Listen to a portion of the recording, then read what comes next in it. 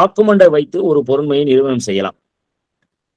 எப்பொழுதுமே டாக்குமெண்ட்னு பாத்தீங்கன்னா ஒரு டாக்குமெண்ட்ல எதையெல்லாம் நிரூபணம் செய்யலாம், அதுதான் அப்ரிசியேஷனுக்கு வரும். எதெல்லாம் நிரூபணம் செய்யலாம்னா, first execution of a document, contents of a document, condition of document, existence of a document, attestation of a document. இப்படி ஒரு டாக்குமெண்டை எந்த வகையிலெல்லாம் நிரூபணம் செய்யறதுக்கு ஒவ்வொரு வழக்கிலையும் அவசியம்னு தோணுதோ, அவசியப்படுகிறதோ, அந்த ஆங்கிள் இருந்து ஒரு டாக்குமெண்ட்டை நம்ம பார்க்கலாம். அதெல்லாம் ஒன்னா சொல்றோம். சில நேரத்தில் எக்ஸிகியூஷன் டிஸ்பியூட் ஆகும், existence of the document dispute வரும், condition of the document, attestation of the document. So இந்த டாக்குமெண்டின் மூலமாக ஒரு பொருண்மையை நிரூபணம் செய்யும் பொழுது ஆவணத்தை நிரூபணம் செய்தல் என்பது அதுல முக்கியமான அம்சம் அல்ல. அந்த ஆவணத்தில் எதை நிரூபணம் செய்ய போகிறோம் அப்படிங்கிறது ரொம்ப முக்கியம். அப்படி பார்க்கும் பொழுது ப்ரூவ்டுங்கிற கான்செப்ட்ல a fact is said to be proved when after considering the matter before the court. The matter before the court includes the evidence before the court. Evidence before the court includes document evidence before the court. அப்போ ஒரு ஆவணம் முறையாக நிரூபணம் செய்யப்பட்டு விட்டதா என்பது மட்டும்தான் appreciation of எவிடன்ஸ்ங்கிறதுல நம்ம பார்க்க முடியும். ஆனா அப்ரிசியேஷன் ஆஃப் எவிடன்ஸ்ங்கிறது last part of each and every case. ஒவ்வொரு வழக்கிலையும் சாட்சியங்களை சீர்தூக்கி பார்த்தல் படலாம். அந்த அப்ரிசியேஷன் ஆஃப் எவிடன்ஸ்ங்கிற ஏரியா எப்போ வரும்னா, ஒவ்வொரு வழக்கிலையும் நம்முடைய வாதுரைகள்லாம் முடிந்த பின்னர், அதன் பின்னர் நீதிமன்றத்தினுடைய பணிகள் தான் அது. நீதிமன்றத்திற்கான பணி தான் அப்ரிசியேஷன் ஆஃப் எவிடன்ஸ். அது வரைக்கும் உள்ள பார்ட்டி எல்லாம் party to the suit or proceedings duty. So முறையாக நீங்க சாட்சியத்தை நீதிமன்றத்தில் கொடுக்கணும், அது முறையாக சான்றுரையில் அனுமதிக்கப்படணும், முறையாக சான்றுரையில் அனுமதிக்கப்பட்ட பின்பு அது நம்பகத்தன்மை கொண்டதாக இருக்கணும். நம்பகத்தன்மை வந்ததுக்கு அப்புறம் தான் சீர்தூக்கி பார்க்கக்கூடிய படலம், தட் இஸ் அப்ரிசியேஷன் ஆஃப் எவிடன்ஸ்ங்கிற கான்செப்ட் வரும். நம்ம இது லாஸ்ட் பார்ட் தான் டைட்டில் கொடுக்கப்பட்டிருக்கோம். ஆனா அதுக்கு முந்தைய பார்ட் நிறைய இருக்கு. ஃபர்ஸ்ட் வாட் இஸ் டாக்குமெண்ட், ஒரு ஆவணம்னா என்ன அப்படிங்கிறது நமக்கு தெரியணும். செக்ஷன் 3ல ஆவணத்தை பத்தி சொல்லியிருக்கிறாங்க. செக்ஷன் 3 இந்தியன் எவிடன்ஸ் ஆக்ட்ல document means any matter expressed or described upon any substance அப்படின்னு வார்த்தை இருக்கும். ஸோ எந்த ஒரு சங்கதியும் வெளிப்படுத்தப்பட வேண்டும் அல்லது விவரிக்கப்பட வேண்டும். அப்ப இங்க டாக்குமெண்ட்னா என்னன்னு பாத்தீங்கன்னா, இந்த சங்கதி தான் அங்க ஆவணமாக மாறுகிறது, நாட் த சப்ஸ்டன்ஸ். சப்ஸ்டன்ஸ் எதுவாகவும் இருக்கலாம். சப்ஸ்டன்ஸ் என்ன சொல்றாங்க பாருங்க, அப்பான் எனி சப்ஸ்டன்ஸ். ஸோ இங்க சப்ஸ்டன்ஸ் அந்த பொருள் அல்லது எதன் மீது அது விவரிக்கப்பட்டுள்ளதோ அல்லது வெளிப்படுத்தப்பட்டுள்ளதோ அது டாக்குமெண்ட் அல்ல. என்ன சங்கதி வெளிப்படுத்தப்பட்டுள்ளதோ, எந்த சங்கதி விவரிக்கப்பட்டுள்ளதோ அது மட்டும்தான் டாக்குமெண்ட். அந்த மோட்ஸ் அண்ட் மெத்தட்ஸ் தான் letters, figures, marks or by more than one of those means. So என்ன வகையில் எந்த முறையில் அது விவரிக்கப்பட்டுள்ளது அல்லது வெளிப்படுத்தப்பட்டுள்ளது என்பதுக்கு மட்டும்தான் அந்த மோட்ஸ் அண்ட் மெத்தட் பயன்படுது. அது ஏதோ ஒரு சப்ஸ்டன்ஸ் மேல் விவரிக்கப்பட்டுள்ளது, விவரிக்கப்பட்டுள்ள சங்கதி மட்டுமே ஆவணமாக செக்ஷன் 3ல சொல்லப்பட்டிருக்கு. ஏன் இந்த சங்கதி விவரிக்கப்பட்டுள்ளது அல்லது வெளிப்படுத்தப்பட்டுள்ளது செக்ஷன் 3ல சொல்றாங்கன்னா, intended to be used, கடைசி வரைக்கும் வாங்க, intended to be used or which may be used, பயன்படுத்தலாம் என்ற நோக்கம் அல்லது பயன்படுத்தப்படலாம். எதற்கு? for the purpose of recording that matter. இதோட தான் செக்ஷன் முடியுது. for the purpose of recording of that matter, அது பதிவு செய்யப்பட்ட நோக்கத்திற்காக அது பயன்படுத்தப்படலாம் என்ற நோக்கத்தில் ஏதோ ஒரு சங்கதி, எந்த ஒரு சங்கதியும் விவரிக்கப்பட்டால் அல்லது வெளிப்படுத்தப்பட்டால் அது ஆவணம். So mere expression of idea, என்னுடைய ஐடியாஸை நான் எக்ஸ்பிரஸ் பண்றேன்னு சொன்னா, it does not converted into a writing of a document. ஏதோ ஒன்று நான் என்னுடைய ஐடியாவை சொல்லணும்னு நினைக்கிறேன், அது சொல்லப்பட்டிருக்கு. அப்பான் எனி சப்ஸ்டன்ஸ், அது மரத்து மேல எழுதினாலும் சரி, ரோட்டில் எழுதினாலும் சரி, பேப்பர்ல எழுதினாலும் சரி, சோர்ல எழுதினாலும், வால்ல எழுதினாலும் சரி, எங்கனாலும் எழுதப்பட்டிருக்கலாம். Upon any substance but mere expressing my idea, அப்படி ஒன்று இருந்தால் it's not a document under section 3. அப்போ what is document under section 3 அப்படின்னா, intended to be used unless the writing was intended to be used or which may be used for the purpose of recording of that matter. இதுதான் முக்கியமான வரி section 3ல. எப்படின்னு பாத்தீங்கன்னா, அந்த எழுதப்பட்டது ஏதோ எந்தவித நோக்கமும் இல்லாமல் எழுதப்பட்டால் அது டாக்குமெண்ட் இல்ல. செக்ஷன் 3ல எங்கேயோ அது எழுதப்பட்டதாக அல்லது பதிவு செய்யப்பட்டதாக பயன்படுத்தக்கூடிய ஒரு நோக்கம் இருக்கணும். Intend to be used or may be used. So for the purpose of recording that matter, அந்த அந்த வெளிப்படுத்தப்பட்ட சங்கதி அல்லது விவரிக்கப்பட்ட சங்கதி பயன்படுத்தப்படக்கூடிய நோக்கத்தில் அது பதிவு செய்யப்பட வேண்டும். அப்படின்னா மட்டும்தான் அது ஆவணம். மற்றபடி எழுத்துக்களை எல்லாம் நம்ம ஆவணமாக கருத முடியாது. So mere expression of idea is not a document unless such a document or the matter expressed or described was intended to be used or which may be used for the purpose of recording that matter. So ஒரு ஆவணம் அப்படிங்கிறது section 3 Indian evidence ஆக்ட்ல என்ன சொல்லப்பட்டிருக்குன்னு பாத்துங்க. எது ஆவணம், எதற்காக ஆவணம் சொல்றாங்கன்னா, முதல்ல எது ஆவணம்னா வெளிப்படுத்தப்பட்ட சங்கதி அல்லது விவரிக்கப்பட்ட சங்கதி பதிவு செய்யப்பட வேண்டியது, அது பயன்படுத்தப்பட வேண்டும் நோக்கத்திற்காக. இது ரெண்டும் இருந்தாதான் அது டாக்குமெண்ட். ஆனா டாக்குமெண்ட் இந்தியன் எவிடன்ஸ் ஆக்ட்ல மட்டும்தான் சொல்லப்பட்டிருக்கா அப்படின்னு பாத்தீங்கன்னா, இன் சம் அதர் லாஸ் வேறு சில சட்டங்களிலும் டாக்குமெண்ட்டுக்கான வரையறைகள் இருக்குது. ஃபர்ஸ்ட் பாத்தீங்கன்னா section 3 subclass 18 section 3 subclass 18 general clauses act 1897. இங்க டாக்குமெண்ட்டுக்கான ஒரு டெஃபினிஷன் இருக்கு. என்ன சொல்றாங்க பாருங்க, டாக்குமெண்ட் ஷால் இன்க்ளூட். இவங்க டாக்குமெண்ட்டுக்கு ஸ்ட்ரெயிட்டா எந்த டெஃபினிஷன் கொடுக்கல. செக்ஷன் 3லயாவது மீன்ஸ்னு ஆரம்பிச்சாங்க. இந்தியன் எவிடன்ஸ் ஆக்ட் செக்ஷன் 3ல டாக்குமெண்ட் மீன்ஸ் ஆரம்பிக்கப்பட்டது. சோ இதுல என்ன சொல்லப்பட்டிருக்கோ அதை மட்டும் தான் பொருள் கொள்ள முடியும் சொல்லி செக்ஷன் 3ல டாக்குமெண்ட்டுக்கான விவரம் சொல்லப்பட்டிருக்கு. ஆனா general clauses act section 3 subclause 18ல டாக்குமெண்ட் ஷால் இன்க்ளூட் அப்படின்றால் இதையும் உட்படுத்திக் கொள்ள வேண்டும். வேறு எங்கேயோ ஏதோ டெஃபினிஷன் இருக்கு, அதையெல்லாம் சேர்த்து பார்த்துக்கொள்ளணும். டாக்குமெண்ட்னா என்னங்கிறது அப்படி பார்க்கும் பொழுது document shall include any matter. அப்படியே வாங்க செக்ஷன் 3 எவிடன்ஸ் ஆக்ட்ல உள்ள அந்த மேட்டர் ஆரம்பிக்கிறாங்க. எனி மேட்டர் இங்க செக்ஷன் 3ல எக்ஸ்பிரஸ்ட் ஆர் டெஸ்கிரைப்டு.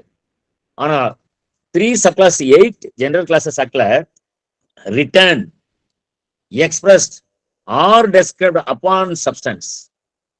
சோ எவிடன்ஸ் ஆக்ட்ல வரும்பொழுது matter express described. General clauses ஆக்ட்ல வரும்பொழுது ரிட்டன், எக்ஸ்பிரஸ்ட் டெஸ்கிரைப்டு. அப்படின்னா இந்த ஜெனரல் கிளாஸஸ் ஆக்ட்ல செக்ஷன் 3 சப்கிளாஸ் 18ல கொடுக்குற டெஃபினிஷன் இருக்கு பாருங்க, it's a wider scope than section 3 of the Indian evidence act. அங்க ரிட்டர்ன்ங்கிறத பத்தி இல்ல. பட் மோட்ஸ் அண்ட் மெத்தட் வரும்பொழுது by means of letters, stickers or marks அப்படின்னு சொல்லிடுறாங்க. அப்படி என்றால் இரண்டும் ஒரே தானே, ஒரே டெஃபினிஷன் தானே, ஒரே மாதிரி தானே பொருள் கொள்ள முடியும் அப்படின்னு நம்ம நினைக்கலாம். அப்படி இல்ல. அது ஏன் அப்படி இல்லைங்கிறத நான் வர்றேன்.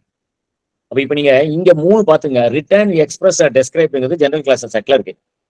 செக்ஷன் 3ல 2 தான் இருக்கு, எக்ஸ்பிரஸ் டெஸ்கிரைப்டு மட்டும் சொல்லப்பட்டிருக்கு. ஆனா அப்போ ரிட்டர்ன்னா என்ன அர்த்தம்? ஏன்னா செக்ஷன் 3ல டாக்குமெண்ட்ங்கிறத பத்தி டெஃபினிஷன் வரும்போது இல்லஸ்ட்ரேஷன்ல பாருங்க, ஏ ரைட்டிங் இஸ் ஏ டாக்குமெண்ட் அப்படின்னு இருக்கு. ரைட்டிங் இஸ் ஏ டாக்குமெண்ட், அதான் இல்லஸ்ட்ரேஷன்ல சொல்லப்பட்டிருக்கும் முதல்ல. ஆனா what is mean by writing? ரைட்டிங்னா என்ன? அதுக்கான டெஃபினிஷன் வேணும்னா section 3 subclause 65 general clauses act. Section 3 subclause 65 general clauses ஆக்ட்ல ரைட்டிங் ஒரு டெஃபினிஷன் கொடுக்குறாங்க. Expression referring to writing, expression referring to writing shall be construed as, எப்படி பொருள் கொள்ளணும் பாருங்க, shall be construed as including references to printing, lithography, photography and other modes of representing or reproducing words in a visible form. கடைசில definition அப்படிதான் முடிக்கிறாங்க. in a visible form, பார்க்கும் பொழுது கண்ணுக்கு தெரியணும். through naked eye, if you see it, you can observe it, you can perceive it. so visible formல இருக்கணும். reproducing words in visible form. இங்க writing ஒரு டெஃபினிஷன் கொடுக்குறாங்க. அப்படின்னா செக்ஷன் 3 இந்தியன் எவிடன்ஸ் ஆக்ட்ல பாருங்க, பை மீன்ஸ் ஆஃப் லெட்டர்ஸ், ரைட்டிங்கை பத்தி இருக்காது. ஆனா writing is a document அப்படின்னு இல்லஸ்ட்ரேஷன்ல சொல்லிடுறாங்க. அப்ப நீங்க general clauses act section 3 subclause 35 வந்துதான் இந்த ரைட்டிங்கான டெஃபினேஷனை புரிந்து கொண்டு எவிடன்ஸ் ஆக்டுக்குள்ள இல்லஸ்ட்ரேஷனுக்குள்ள வரணும். Writing is a document. So visible ஃபார்ம்ல இருக்கணும், நாட் ரீடபிள் ஃபார்ம். நல்லா ஞாபகம். ஏன் இங்க விசிபிள் ஃபார்ம் கொடுத்துறாங்க? எப்படி நீங்க ஒரு டேப் ரெக்கார்டு கான்வர்சேஷனையோ, ஒரு சிடியோ, ஒரு ஹார்ட் டிஸ்கையோ, ஒரு பென் டிரைவையோ எப்படி நீங்க விசிபிள் ஃபார்ம்ல பார்க்க முடியும்? விசிபிள் ஃபார்ம்ல இல்ல. நான் சொன்ன அந்த உதாரணங்கள்லாம். ஆனா அதையும் நம்ம இப்போ எலக்ட்ரானிக் ரெக்கார்ட்ஸ், எலக்ட்ரானிக் டாக்குமெண்ட் அப்படின்னு நம்ம புரிஞ்சு கொள்றோம். அப்படின்னா அது விசிபிள் ஃபார்ம்ல இல்ல. So it is not, but it is a readable form. Visible ஃபார்ம்ல இல்லையே ஒழிய அது ரீடபிள் ஃபார்ம்ல இருக்கு. ஸோ விசிபிள் ஃபார்ம்ங்கிறது செக்ஷன் 3 சப்கிளாஸ் 65 படி தான் பாக்குறோம். பட் அது ரீடபிளா இருக்குது. ரீடபிளா இருக்கிறதுனாலதான் இங்க என்ன சொல்றாங்க பாருங்க, அதர் மோட்ஸ் ஆஃப் ரெப்ரசென்டிங். எந்த ஒரு மோடாக, எந்த ஒரு முறையாக இருக்கலாம். செக்ஷன் 3 சப்கிளாஸ் 35 65ல. ஸோ உங்களுக்கு செக்ஷன் 3 எவிடன்ஸ் ஆக்டில் உள்ள டாக்குமெண்ட்டை நீங்க செக்ஷனையும் பார்த்துட்டு அதை இல்லஸ்ட்ரேஷனையும் சேர்த்து படிச்சீங்கன்னாலும் section 3 subclause 65 general clauses act இல்லாமல் நீங்க டாக்குமெண்ட்னா என்னன்னு புரிந்து கொள்ள முடியாது. புரிஞ்சீங்கன்னா தவறுதலாக புரியலாம், அல்லது அது சம்பந்தமான கேள்விகள் ஏதாவது உங்களுக்கு விடுமானால் உங்களால முறையாக பதில் சொல்ல முடியாது. ஸோ நீங்க செக்ஷன் 3 இந்தியன் எவிடன்ஸ் ஆக்ட்ல டாக்குமெண்ட்னா என்னன்னு படிக்கிறீங்கன்னா செக்ஷன் 318 அண்ட் 365 ஜெனரல் கிளாஸஸ் ஆக்டோட டெஃபினிஷனும் முக்கியம். அது மட்டும் இல்ல, செக்ஷன் 29 ஐபிசி, செக்ஷன் 29 ஐபிசில டாக்குமெண்ட் டினோட்ஸ், அங்க ஒரு டெஃபினிஷன். Document denotes any matters expressed அப்படின்னு ஆரம்பிக்கும்.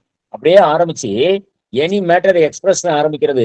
செக்ஷன் 3 இந்தியன் எவிடன்ஸ் ஆக்ட்ல என்ன டெஃபினிஷன் இருக்கோ அதே எக்ஸ்பிரஷன் ஆஃப் வேர்ட்ஸ் இருக்கும். ஆனா முடிக்கும் போது என்ன முடிக்கிறாங்க பாருங்க, as evidence of that matter, as evidence of that matter முடியும். ஆனா செக்ஷன் 3 இந்தியன் எவிடன்ஸ் ஆக்ட்ல you for the purpose of recording that matter. So 29ல ஐபிசில கொடுக்குறாங்க பாருங்க. 29 ஐபிசில கொடுக்கப்பட்டுள்ள அந்த டெஃபினிஷன் கிளாஸ் அங்க என்ன சொல்றாங்கன்னா as evidence of that matter. அந்த செக்ஷன் 3ல சொல்லும் பொழுது for the purpose of recording of that matter intended to be used or may be used. இங்க ரைட்டிங்கோ எனி மோட் ஆஃப் எக்ஸ்பிரஷனோ or description upon any substance, அது என்ன பர்பஸ் கேட்டீங்கன்னா evidence of that matter. So இந்த writing என்பது சாட்சியமாக, அந்த ரைட்டிங்ல உள்ள சங்கதியை சாட்சியத்துக்கான நோக்கத்திற்காக எழுதப்படுது. அங்க பதிவு செய்யப்பட வேண்டிய நோக்கம் அதை பயன்படுத்த வேண்டியதுக்காக எழுதப்படுது. சோ செக்ஷன் 29ல சொல்லப்பட்டுள்ள, செக்ஷன் 29 ஐபிசில சொல்லப்பட்டுள்ள அந்த டாக்குமெண்ட் சொல்றாங்க பாருங்க, அது வேறொரு ஆங்கிள் இருந்து பார்க்கக்கூடிய ஒரு டெஃபினிஷன். செக்ஷன் 3ல உள்ளதுக்கும் செக்ஷன் 29ல உள்ளதுக்கும் ஒரு சின்ன வித்தியாசம். அதுதான் இங்க எவிடன்ஸ் ஆஃப் தட் மேட்டர், அங்க for the purpose of recording that matter. Anyhow ரெண்டுலயும் சரி, டாக்குமெண்ட் என்ன கேட்டா any matter express or describe, இதுதான் ரெண்டுக்கும் காமன். சரி, இந்த டாக்குமெண்ட் எப்படிப்பட்ட டாக்குமெண்டாக இருந்தால் கோர்ட்ல எவிடன்ஸ்ல அட்மிட் பண்றாங்க அப்படிங்கிறத பார்க்கணும். எல்லா டாக்குமெண்ட்டையும் கோர்ட்ல அட்மிட் பண்ண முடியாது. must be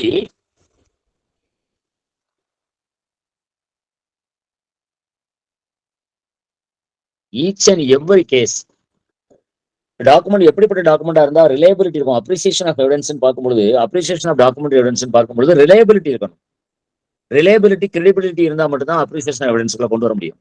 அப்ப அந்த டாக்குமெண்ட் எப்படிப்பட்ட டாக்குமெண்டா இருக்கணும்னா the document must be born an ante litem mortem. ante litem mortemங்கிற பிரின்சிபல் இருக்கணும். அதுல ante litem mortem means before a lawsuit is brought, before a lawsuit is brought or dispute has arisen or dispute has been arisen.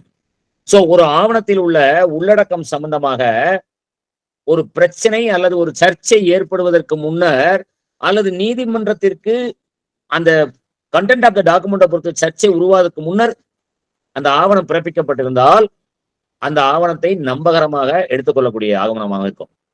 So ஒரு ஆவணம்ங்கிறது ஆன்டிலிட்டம் மோட்டம்ங்கிற பிரின்சிபலை follow பண்ணிச்சுன்னு சொன்னா அதுக்கு reliability, acceptability, credibility, appreciation of document எவிடன்ஸ்ங்கிறது பவர்ஃபுல்லா இருக்கும், அதிகபட்ச நம்பிக்கைக்குரியதாக இருக்கும். So ஒரு டாக்குமெண்ட் எப்படி எப்ப பிறந்திருக்குங்கிறதையும் பாத்துங்க. அடுத்தது எக்ஸ்பிளனேஷன் 1ல பாருங்க. எக்ஸ்பிளனேஷன் 1 செக்ஷன் 29 ஐபிசி, செக்ஷன் 29 ஐபிசியினுடைய எக்ஸ்பிளனேஷன் 1 என்ன சொல்றாங்கன்னா, It is immaterial by what means or upon what substance the letters, figures or marks are formed. So any substance தான், எந்த சப்ஸ்டன்ஸ்ங்கிறது முக்கியம் இல்ல, or whether the evidence is intended for or may be used in a court of justice or not. Explanation ஒண்ணு பாத்துங்க. Explanation ஒன்ல என்ன சொல்றாங்கன்னா, எந்த ஒரு சப்ஸ்டன்ஸ்லயும் ஏதோ ஒரு பொருள், எந்த ஒரு பொருளிலும் அந்த சங்கதி விவரிக்கப்பட்டிருக்கலாம். அது எந்த பொருள் என்பது அங்க இம்மெட்டீரியல். அதே போல whether evidence is intended for or may be used in a court of justice. So அது சாட்சியமாக நீதிமன்றத்தில் சமர்ப்பிக்கப்பட போகிறதா இல்லையா அப்படிங்கிறது முக்கியம். ஆனா அதுல நீங்க இல்லஸ்ட்ரேஷனை பாருங்க. a writing expressing the terms may be used as evidence of the contradiction document. அங்கேயும் பாருங்க, may be used, யூஸ் பண்ணப்படலாம், யூஸ் பண்ணாமலும் இருக்கலாம். அது உபயோகப்படுத்தணும், சாட்சியமாக உபயோகப்படுத்த வேண்டும் என்றும் உபயோகப்படுத்தாமலும் இருக்கலாம். அதனால may be used as evidence of the contradiction document. அப்புறம் எக்ஸ்பிளனேஷன் 2 பாருங்க. மத்த எல்லாமே இல்லஸ்ட்ரேஷன் நீங்க வழக்கம் போல பாத்துக்கலாம். எக்ஸ்பிளனேஷன் 2ல whatever is expressed by means of letters, figures, marks as explained by mercantile or other usage shall be deemed to be expressed by such letters.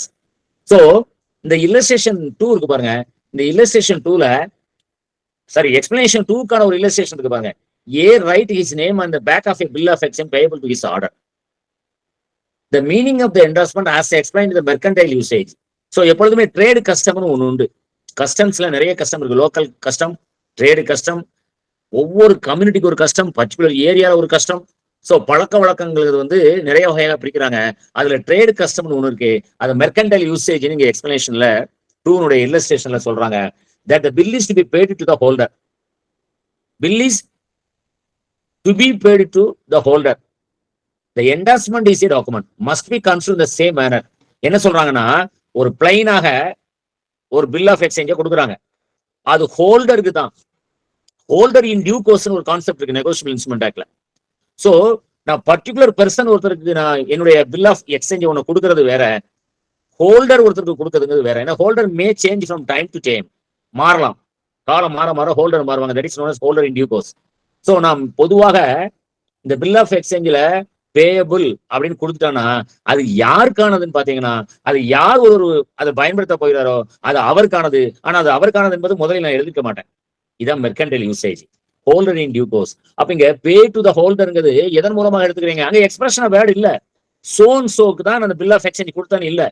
But யார் ஒரு ஹோல்டராக இருக்கிறாரோ அது அவருக்கு கொடுத்ததாக எடுத்துக்கொள்ளணும். That is called as mercantile usage. அப்படின்னா நாங்க என்ன செய்யல, ஹோல்டருடைய பெயர் எழுதல, இந்த பில் ஆஃப் எக்ஸ்சேஞ்சில் அது பெயர் எழுதல. அதான் எக்ஸ்பிளனேஷன் 2ல சொல்றாங்க. Whatever is expressed by means of letters, figures or marks as explained by the mercantile other usage shall be deemed to be expressed by such letter, figures or marks within the meaning of this section, although the same may not be actually expressed. நான் holder யாருன்னு express பண்ணல. ஏன்னா அந்த holder in due கோர்ஸ்ல it can be change from hands to hands. எத்தனை பேருக்குனா அது மாறி போகலாம் ஹோல்டர் இன் டியூ கோர்ஸ்ல. சோ அதனால நான் எழுத முடியல. அது மெர்கன்டைல் யூசேஜை பொறுத்தளவுல அப்படி எழுதப்படாமல் ஒண்ணு இருந்தா கூட எக்ஸ்பிளனேஷன் 2 செக்ஷன் 29 ஐபிசி படி பார்த்தா அதுவும் டாக்குமெண்ட். எழுதப்படாத ஒரு சங்கதியை கொண்டதும் டாக்குமெண்டாக பார்க்கப்படுகிறது. எனிதிங் எக்ஸ்பிரஸ்ட் ஆர் டெஸ்கிரைப்ட் அப்படிங்கிறதுல holder in due course name இல்ல பாருங்க எக்ஸ்பிளனேஷன் 2 படி. அப்பவும் அது ஆவணமாகத்தான் பார்க்கப்படுகிறது. அதனால அந்த எக்ஸ்பிளனேஷன் சேர்த்து கொடுத்துருக்காங்க. ஓகேவா? அடுத்தல நீங்க மற்றது எல்லாமே நீங்க இல்லஸ்ட்ரேஷன் செக்ஷன் 3ல பாத்துக்கலாம். இப்ப டாக்குமெண்ட்ரி எவிடன்ஸ்னு வரும். இப்ப டாக்குமெண்ட்னா என்னன்னு பார்த்தோம். டாக்குமெண்ட்னா என்னங்கிறது நமக்கு டெஃபினேஷன் கிளாஸ், இத்தனை டெஃபினேஷன் கிளாஸ் அதர் கிளாஸ்லயும் இருக்குது. இந்தியன் எவிடன்ஸ் ஆக்ட் இருக்குது பார்த்தாச்சு. டாக்குமெண்ட்ரி எவிடன்ஸ் பத்தி சொல்லணும்னா section 61 to 66, section 61 to 66, section 130, 131, 163, 164 இது எல்லாம் டாக்குமெண்ட்ரி எவிடன்ஸை பற்றி சொல்லக்கூடிய செக்ஷன்ஸ். இது போக என்ன கொஞ்சம் இருக்குது. முதல்ல இது ஒரு கான்செப்ட், இது தனியா பாத்துக்கலாம். இப்ப டாக்குமெண்ட்ரி எவிடன்ஸ்னா என்னன்னு பாத்தீங்கன்னா, டாக்குமெண்ட்டுக்கு ஒரு டெஃபினிஷன் இருக்கு. ஆனா டாக்குமெண்ட்ரி எவிடன்ஸ் எங்கேயா டெஃபினிஷன் இருக்கா?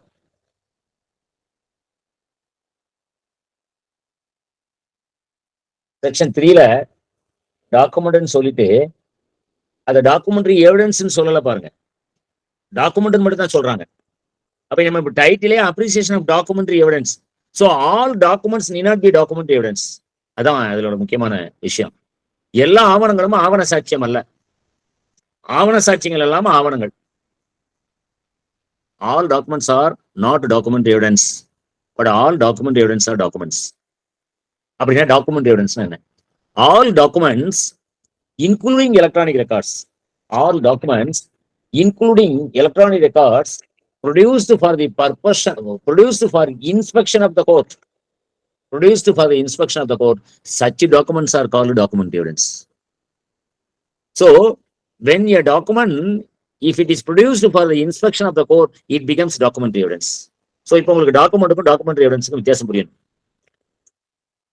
All documents are documents, but when a document is produced for the inspection of the court, then it is called document evidence. So documentary evidence is the second form of evidence in Indian evidence law. In Indian evidence law, secondary form of evidence. இப்போ டாக்குமெண்ட்ரி எவிடன்ஸ் பொறுத்தவரை ரெண்டு வகையா பிரிக்கிறாங்க. ஒன்னு primary evidence, ஒன்னு secondary evidence. Section 62 and 63. 62 and 63. Section 62ல primary evidence, the document itself may be produced, must be produced to prove the contents of the document. Section 61 எதை பத்தி சொல்லுது பாருங்க? contents of the document பத்தி சொல்லுது. நான் அதான் சொன்னேன், டாக்குமெண்ட்ல எதை ப்ரூவ் பண்ண போறோங்க பொறுத்தவரை கண்டென்ட்ஸ், எக்ஸிஸ்டன்ஸ், கண்டிஷன், அட்டஸ்டேஷன் அப்படின்னு சொல்லி டாக்குமெண்டோட வெரைட்டியா எந்த போர்ஷனை நம்ம நிரூபிக்க போறோம், என்ன ஆஸ்பெக்டுக்கு அந்த டாக்குமெண்ட் நிரூபிக்க போறோங்கிறத பொறுத்து இது பல வகையா பிரிக்கிறாங்களே. அதுல வந்து செக்ஷன் 61 சொல்லப்பட்டது contents of the document may be proved either by primary evidence or by secondary evidence. So அப்போ கண்டென்ட்ஸ் ஆஃப் தி டாக்குமெண்ட் எந்த வகையில நிரூபணம் செய்யலாம்னு சொன்னா பிரைமரி எவிடன்ஸ் ஆகவும் நிரூபணம் செய்யலாம், அல்லது செகண்டரி எவிடன்ஸ் மூலமாகவும் நிரூபணம் செய்யலாம். அப்போ பிரைமரி எவிடன்ஸ்ங்கிற 62ல என்ன சொல்றாங்கன்னா, the document itself, that is the original document itself must be produced to prove the contents of the document. So primary எவிடன்ஸ்ங்கிற கான்செப்ட் நமக்கு தெரியும், அது ஒரிஜினல் டாக்குமெண்ட், அவ்வளவுதான். அதுலயே பிரைவேட் டாக்குமெண்ட், பப்ளிக் டாக்குமெண்ட். ஒரு டாக்குமெண்ட் ஒரிஜினலை எல்லா டாக்குமெண்ட் ஒரிஜினலையும் நீதிமன்றத்துல கொடுக்க முடியுமானா முடியாது. அதனால என்ன பண்ணிட்டாங்கன்னா டாக்குமெண்ட் ரெண்டா பிரிக்கிறாங்க. ஒன்னு பிரைவேட் டாக்குமெண்ட், இன்னும் பப்ளிக் டாக்குமெண்ட். பப்ளிக் டாக்குமெண்ட் நிரூபணம் செய்யணும்னு சொன்னா 74ல இருக்கக்கூடிய பப்ளிக் டாக்குமெண்ட்ல ஒரு வார்த்தை இருக்கும், right to inspect A document அப்படின்னு ஒரு வார்த்தை இருக்கும். பப்ளிக் டாக்குமெண்ட்னா என்னன்னு சொல்லும்போது ரைட் டு இன்ஸ்பெக்ட். சோ அந்த ரைட் டு இன்ஸ்பெக்ட் அப்படிங்கிற வார்த்தை யாருக்கு அப்ளிகபிளோ அந்த நபர் 76ல சர்டிஃபைடு காப்பியை அப்டைன் பண்ணி அதை நீதிமன்றத்துல வந்து எவிடன்ஸ்ல கொடுக்கலாம். சோ பப்ளிக் டாக்குமெண்டோட சர்டிஃபைடு காப்பி பிரைமரி எவிடன்ஸா செகண்டரி எவிடன்ஸா? Secondary evidence. சோ அந்த contents of the document may be proved either by primary evidence or secondary evidence. Secondary evidence சொன்ன காரணமே செக்ஷன் 61ல பப்ளிக் டாக்குமெண்ட் எல்லாம் நம்ம வந்து ஒரிஜினல் டாக்குமெண்டா கொண்டு வர முடியாது.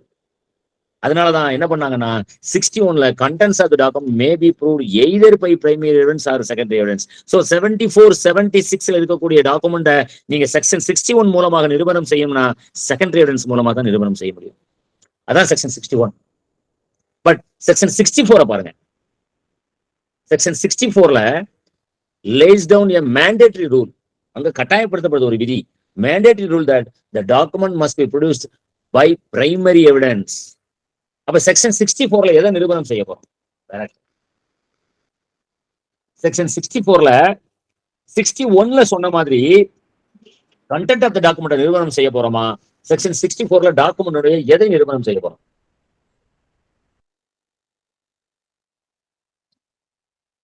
64ல proof of document by primary evidence.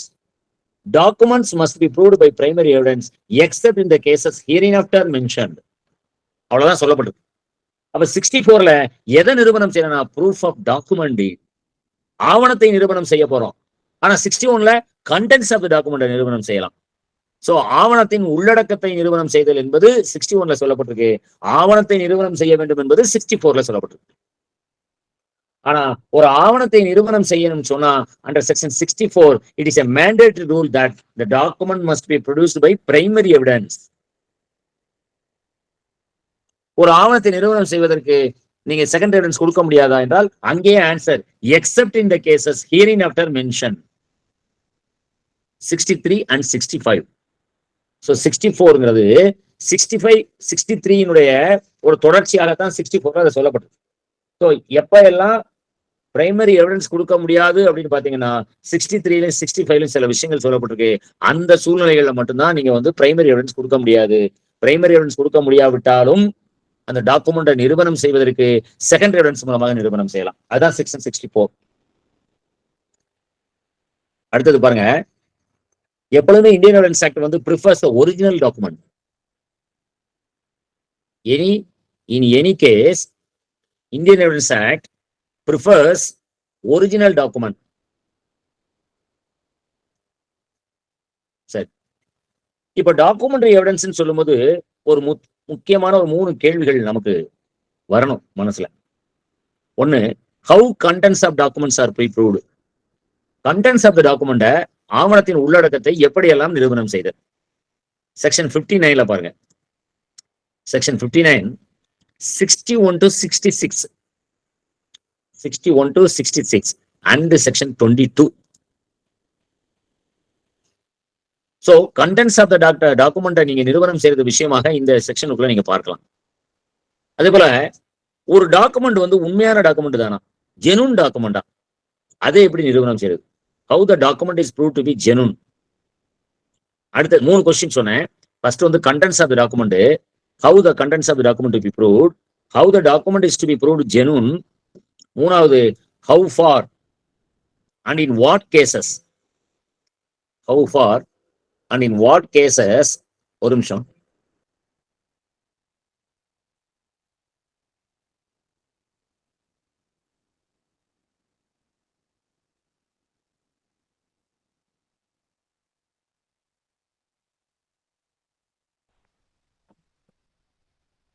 sorry for the break.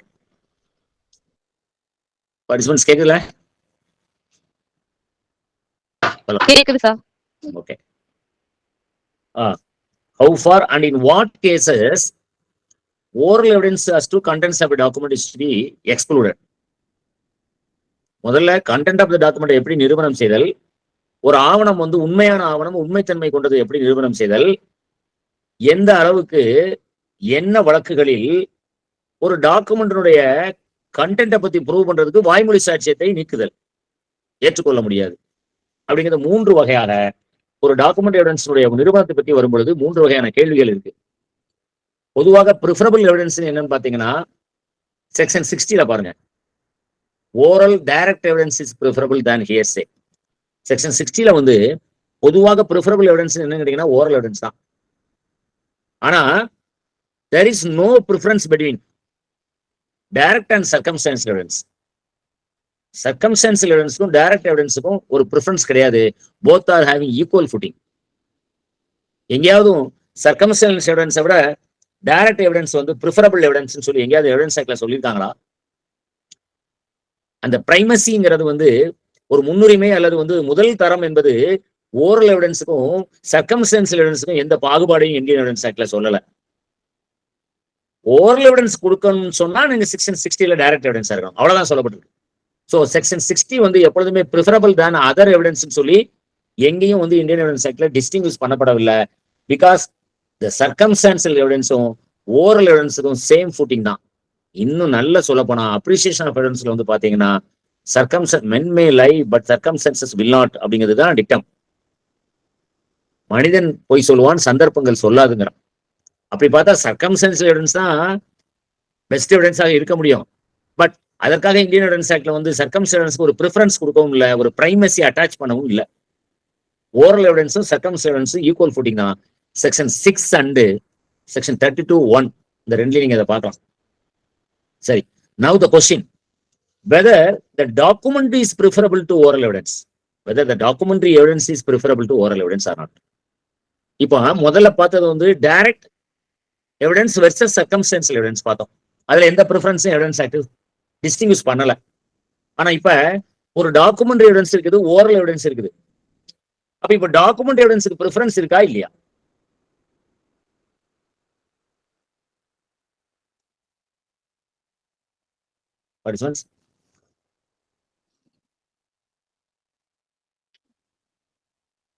இருக்குதா?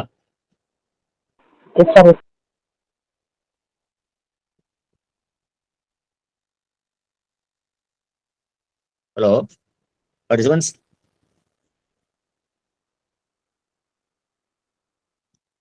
Yes, sir. Document evidence is preferable to oral evidence. Yes. அப்ப நான் நீங்க எந்த கேஸ்லயும் டாக்குமெண்ட் கொடுத்தா அப்ரிசியேஷன் ஆஃப் எவிடன்ஸ்ல உங்களுக்கு கேஸ் வின் பண்ணிடலாம், அப்படியா?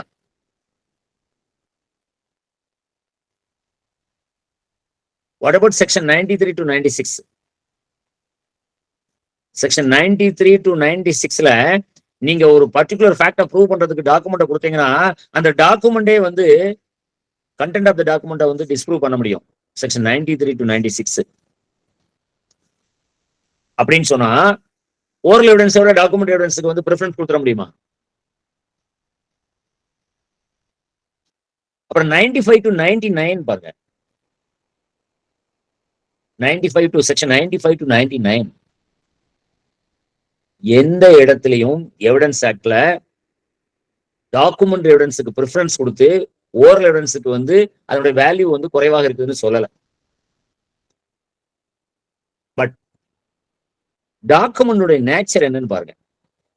ஒரு டாக்குமெண்டுடைய தன்மை என்னவாக இருக்கும், ஒரு ஓரல் ஸ்டேட்மெண்டுடைய தன்மை எப்படிப்பட்டதாக இருக்கும். டாக்குமெண்ட்ல ஒரு ரிட்டன் ஸ்டேட்மெண்ட் இருக்கும், oral statement as well as written statement. இந்த ரெண்டுலயும் எடுத்து பார்க்கும்போது டாக்குமெண்ட்டுங்கிறது என்னன்னு பாத்தீங்கன்னா, ஓரல் ஸ்டேட்மெண்ட்டுங்கிறது a heard voice perishes. A heard voice perishes, but a written word endures. Endurance இருக்கும். ரிட்டர்ன் வேர்டுக்கு எண்டுரன்ஸ் உண்டு. Endurance means durability, certainty and clarity. இந்த மூணு இருக்கும் டாக்குமெண்ட். ஒரு ஸ்டேட்மெண்ட் டாக்குமெண்ட்ல இருந்தால் எண்டுரன்ஸ் இருக்கும். It is a written word. But heard voice, காதுல கேட்டது, பெரிசஸ், அது அழிஞ்சு போகலாம். இந்த ஒரு வகையில தான் டாக்குமெண்ட்டுக்கு ஒரு இம்பார்ட்டன்ஸ் இருக்குதே ஒழிய ஓரல் எவிடன்ஸை விட டாக்குமெண்ட் எவிடன்ஸ் பெஸ்ட் எவிடன்ஸ் சொல்ல முடியாது, ப்ரிஃபரன்ஸ் கொடுக்க முடியாது. பட் ஓரலும் டாக்குமெண்ட்ரியும் ஒரே சிச்சுவேஷன்ல ஒரு வழக்கில் இருக்கும் பொழுது டாக்குமெண்ட் எவிடன்ஸுக்கு தான் நீங்க ப்ரிஃபரன்ஸ் கொடுக்கணும், அவ்வளவுதான் சொல்லப்பட்டிருக்கு. when the context in which there are two type of evidence available in a particular case, ஒரு வழக்குல இரண்டு சாட்சியமும் இருக்கக்கூடிய சூழ்நிலை அமையுமானால் அந்த சூழ்நிலையில் according to the best evidence rule, சாட்சியத்தின் சிறந்த விதிகள், சிறந்த சாட்சிய விதிகள், சிறந்த சாட்சிய விதிகளின்படி ஆவண சாட்சியத்தை தான் நீங்க சான்றுரையில அனுமதிப்பதற்கு கொடுக்கணும். அப்பதான் அந்த வழக்கு வெற்றி பெறும். ஆனா அதற்காக ஓரல் எவிடன்ஸுக்கும் டாக்குமெண்ட் எவிடன்ஸுக்கும் டிஸ்டிங்விஷ் பண்ணி எதை விட பெருசு, எதை விட அதிக சாட்சிய வலிமை மிக்கதுன்னு பார்த்தா அப்படி எவிடன்ஸ் ஆக்ட்ல எங்கேயும் டிஸ்டிங்விஷ் பண்ணவே இல்லை. சில நேரத்துல என்ன ஆகுதுன்னு கேட்டீங்கன்னா 93 to 96, 95 to 99 செக்ஷன் கீழே ஒரு டாக்குமெண்டே இல்லைங்க மாதிரி மாறி போகுது. அப்படின்னு சொன்னா இப்ப ப்ரிஃபரன்ஸ் கொடுக்க முடியுமா அப்படின்னு பார்த்தா கொடுக்க முடியாது. அதாவது ஓரல் எவிடன்ஸை விட டாக்குமெண்ட் எவிடன்ஸுக்கு ப்ரிஃபரன்ஸ் கொடுக்க முடியுமானா கொடுக்க முடியாது. டிஸ்டிங்விஷ் அப்படி பண்ணவே இல்லை எவிடன்ஸ் ஆக்ட்ல. பட் ஒரு டாக்குமெண்ட்டும் ஓரல் எவிடன்ஸும் இருக்கும் பொழுது according to the best evidence rule document evidence தான் நீங்க எவிடன்ஸ்ல கொடுக்கணும், அப்படிதான் சொல்லப்பட்டிருக்கு. அதுதான் பெஸ்ட் எவிடன்ஸ் ரூல். அதுக்கு உதாரணம் தான் நிறைய செக்ஷன்ஸ் இருக்கு. 91, 92 91, 92ல என்ன சொல்றாங்க, exclusion of oral by document evidence, அப்படிதான் சொல்லப்பட்டிருக்கு. ஒரு ஆவணத்தை நிறுவனம் செய்ய வேண்டும் என்றால் அந்த ஆவணத்தின் உள்ளடக்கத்தை பற்றி வாய்மொழி சாட்சியம் தவிர்க்கப்பட வேண்டும். 91, 92 exclusion of oral by document evidence தான் சொல்லப்பட்டிருக்க ஒழிய அதற்காக ஒரு டாக்குமெண்ட்டுக்கு முன்னுரிமை வழங்கப்பட்டிருக்குன்னு அர்த்தம் கிடையாது. அப்படி பொருள் கொள்ளக்கூடாது. அப்போ செக்ஷன் 61ல இருந்து ஆரம்பிக்க திருப்பியும் proof of contents of a document. So section 61 provides a portal for what? Portal for admission of primary evidence or secondary evidence in proof of contents of a document. Section 61 தான் முதல்ல ஒரு வாயில் கதவையே திறக்குது. என்ன திறக்குது? ஒரு ஆவணத்தினுடைய உள்ளடக்கம் பற்றி நீங்க தல சாட்சியம் அல்லது துணை சாட்சியத்தை கொடுக்கலாம். Primary evidence or secondary evidence கொடுக்கலாம்னு சொல்லி முதல்ல உங்களுக்கு ஒரு ஆவணத்தினுடைய உள்ளடக்கத்தை நிரூபணம் செய்யறதுக்கு ஒரு கேட்டை ஓபன் பண்றது எதுன்னு கேட்டீங்கன்னா section 61. So section 61 provides two ways for proving contents of a document. One is primary evidence, another one is secondary evidence. But 61 is subject to section 64. 61 is subject to section 64. Section 60 prefers direct evidence than hearsay evidence. Section 60 prefers direct evidence than hearsay evidence. But section 64 prefers primary evidence than secondary evidence. 64 prefers primary evidence than secondary evidence. So section 60 and 64 based upon best evidence rule. Section 60 and 64 are encrafted based upon best evidence rule. ரெண்டு evidence இருக்கும் பொழுது எந்த எவிடன்ஸை நீதிமன்றத்தில் கொடுக்கணுங்கிறத பத்தி section 60 and 64 சொல்றாங்க. அதனாலதான் section 64 prefers primary evidence than secondary evidence. சரி, இப்ப primary evidenceனா என்ன பார்த்தோம். The document must be produced itself. The original document must be produced. அதைத்தான் நம்ம வந்து primary evidence சொல்றோம்.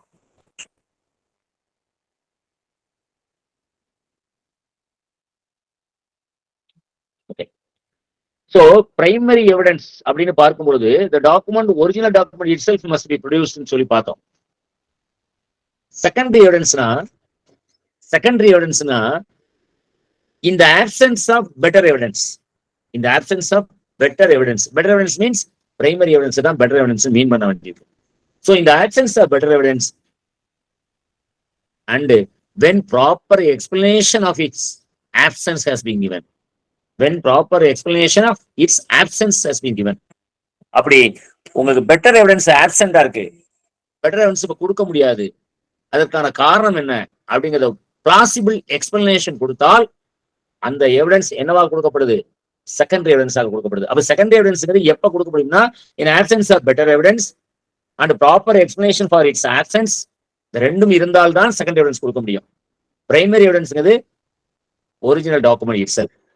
சோ இப்ப அப்படி பார்க்கும் பொழுது ஏன் டாக்குமெண்ட்ரி எவிடன்ஸுக்கு ப்ரிஃபரன்ஸ் கொடுக்கவில்லை அப்படிங்கிறத நம்ம பார்க்கணும். எவிடன்ஸ் ஆக்ட்ல there is no preference attached to document evidence than oral evidence. Section 64 prefers documentary evidence-லயும் primary evidence நான் சொல்லப்பட்டிருக்கு. அப்படியானாலும் டாக்குமெண்ட் எவிடன்ஸுக்கு எப்பொழுதுமே எவிடன்ஸ் ஆக்ட்ல ப்ரிஃபரன்ஸ்ங்கிறது இல்லை. காரணம் என்னன்னா சில ரீசன்ஸ் இருக்கு. ஒன்னு மிஸ்காம்ப்ரிஹென்ஷன். ஒரு ஆவணத்தை படித்து பார்த்தால் புரிந்து கொள்வதில் ஒரு நமக்கு சிக்கல், மிஸ்காம்ப்ரிஹென்ஷன் as to the contents of a document. ரெண்டு misinterpretation, latent ambiguity, patent ambiguity, இது எல்லாமே மிஸ்ரெப்ரசன்டேஷன்.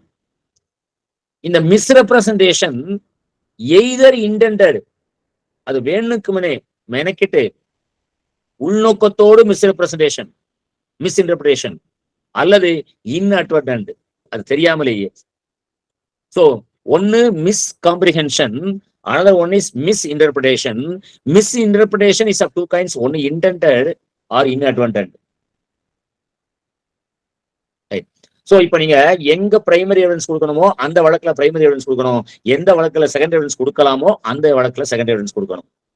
சரி, இப்ப நீதிமன்றத்துக்கு ஒரு டாக்குமெண்ட்டை கொண்டு வரணும். அது பிரைமரி எவிடன்ஸாகவும் இருக்கலாம், டாக்குமெண்ட் செகண்டரி எவிடன்ஸாகவும் இருக்கலாம். அந்த நீதிமன்றத்துக்கு அந்த ஆவணத்தை என்ன முறைகள் எல்லாம் கொண்டு வரலாம், என்னென்ன செக்ஷன்ஸ் என்னென்ன ஆக்ட்ல சொல்லப்பட்டிருக்கு. Order 7, Rule 14 CPC. Order 7, Rule 14 CPC 1908. It deals with the plaintiff's obligation.